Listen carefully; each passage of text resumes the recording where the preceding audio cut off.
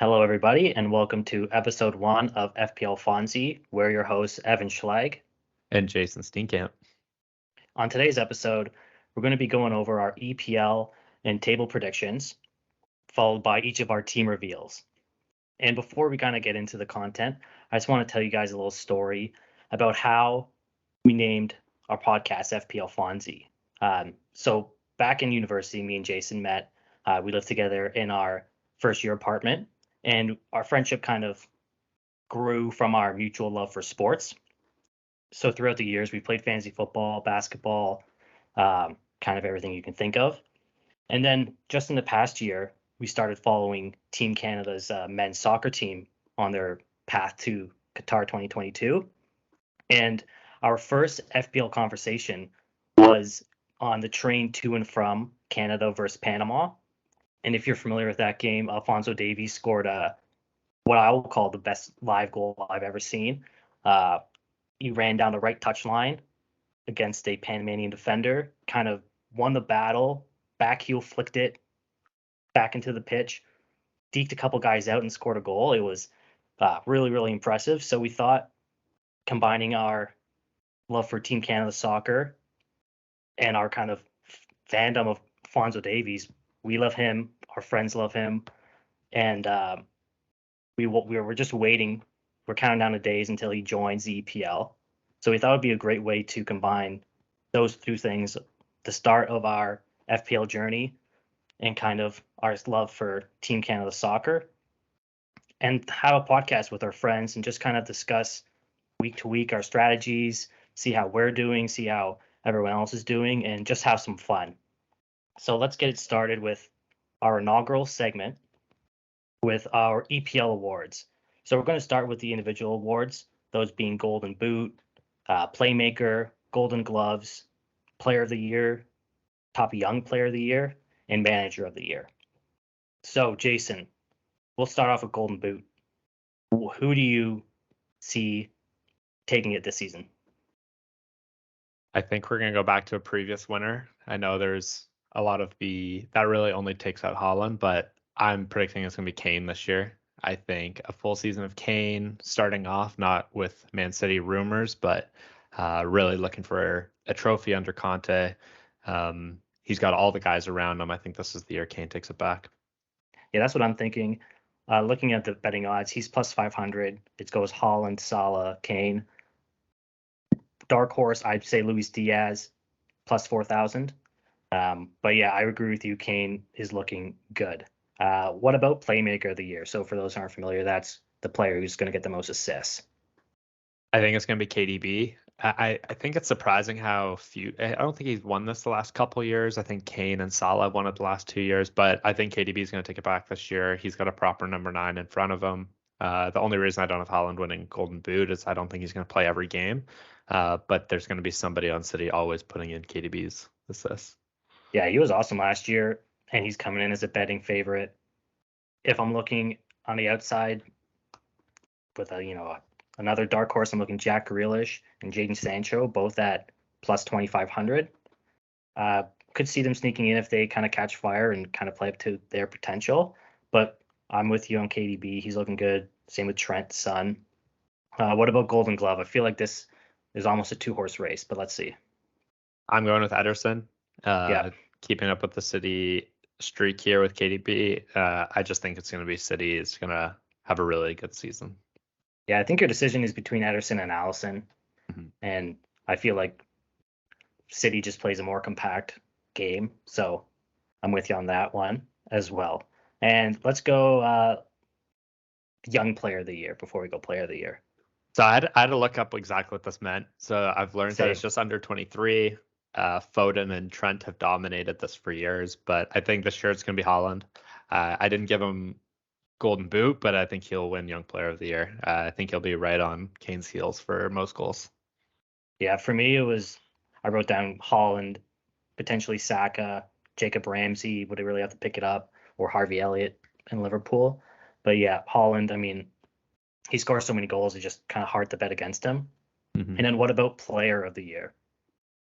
So Player of the Year. So last year it was interesting that KDB won I know us playing FPL and being very aware of the stats. Salah obviously had Golden Boot and Playmaker. Kane had Golden Boot and Playmaker the year before, and neither of them had one. But I actually really appreciate the award. I think KDB was the best player in the league last year, so I think the voters see beyond stats that we don't always see in North American sports. And I actually am going to give it to KDB again, Okay. player of the season. Yeah. Okay. I think that may be telling for our team predictions down the line. Yeah. But for me, I'm thinking, uh, yeah, Salah, Kane, and then maybe Trent if he kind of, Hmm. I mean, he's been really good, and I don't know how much better he can get, but if he could maybe put into another gear, maybe he can challenge for, have a defender win it.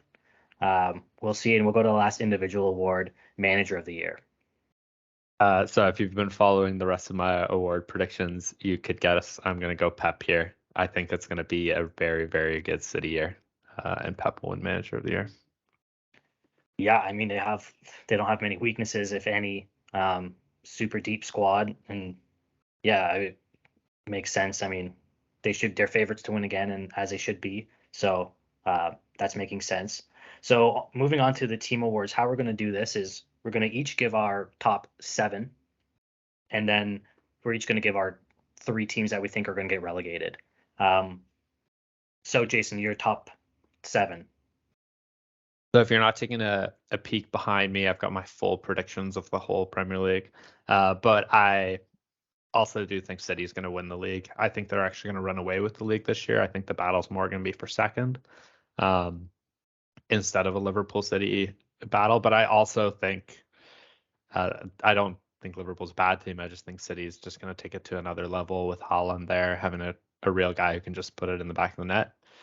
Second, I do still think will be Liverpool. They have the best player at their position at a lot of positions across their team, and I still think they're quite a step ahead of the next teams. Third, I have Spurs leapfrogging Chelsea. I think there's just a lot to be seen with Chelsea right now. We'll see what players they bring in at the end of August and how long it takes them to jump into the starting 11 and really fit in there. And I think Spurs under Conte with their full, yeah, they've got depth everywhere. There's no clear starters anymore on this team. They've got 4 very world-class attackers at this point. So yeah, I think Spurs will be third and Chelsea will be fourth. Still a bit of a step ahead of the 5th place team. I think United is actually going to jump over Arsenal this year. I think they have very good players. They just need a manager who can come put it all together. And I think Arsenal slightly overperformed last year. I know they're very young and they're getting better, but I think that's going to be a bit of a battle between Arsenal and United. And then 7th, you're really looking at this West Ham, Leicester, Newcastle, Villa clump there. I think Newcastle's probably a year away from being in this realm. Leicester, there's a lot of questions of potential players leaving still this August. And Villa, I think they've got a lot of players. I don't know if they have a lot of top end players. And I think West Ham has slowly been really accumulating a lot of very good players. I think Scamacca is going to become a real player to be careful of. And Declan Rice is obviously great, and they just don't give up goals. So I have West Ham in 7th as of right now. Okay. So I'm with you at this top of the table. I'm going City, Liverpool. I feel like they're definitely a class above everybody else. And like you, I've Spurs in 3rd place.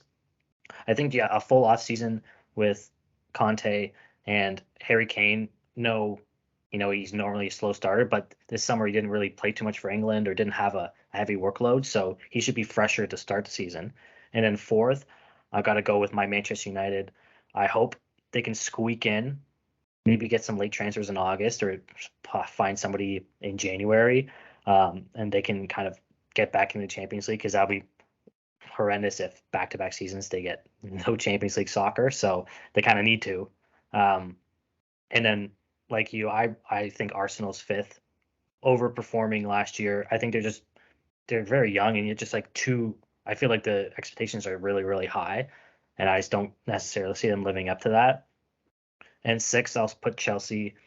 I'm just, yeah, some movement in and out of the starting rotation. Just not a big, not high on them this season. And then 7th, I didn't even think about West Ham. They weren't even in my like top 8 or 9, honestly.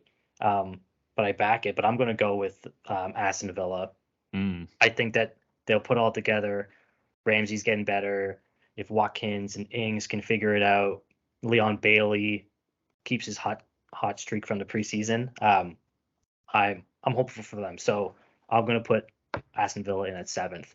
So how about your relegation teams? Who you think might get sent back down to the championship? So the relegation teams are hard because when you look at all the teams who stayed up, none of them scream like, oh, they're for sure going down next year. Because I feel like those two teams that just narrowly escaped it were Everton and Leeds, and you just assume that they'll figure it out. Everton has enough players. Leeds is, I know Benny hates Jesse Marsh, but they brought in all of his players. They have a full system with those guys, and we saw them perform so well the year before that you don't really expect those 16th and 17th place teams from last year to go down. So I'm pretty heavily leaning on the teams that came up. So who I think is going to come last this year is Bournemouth. I just think from what I've heard, they're like they're a very bad team that came up. They kind of just scraped in, even though they weren't in the playoff. They weren't necessarily stronger than Forest in the second half of the season. I'm excited to see Solanke and Billing up there. Apparently, they're just these lanky 6'4" attackers, and it just looks crazy. But I do have them in 20th. 19th, I have Southampton.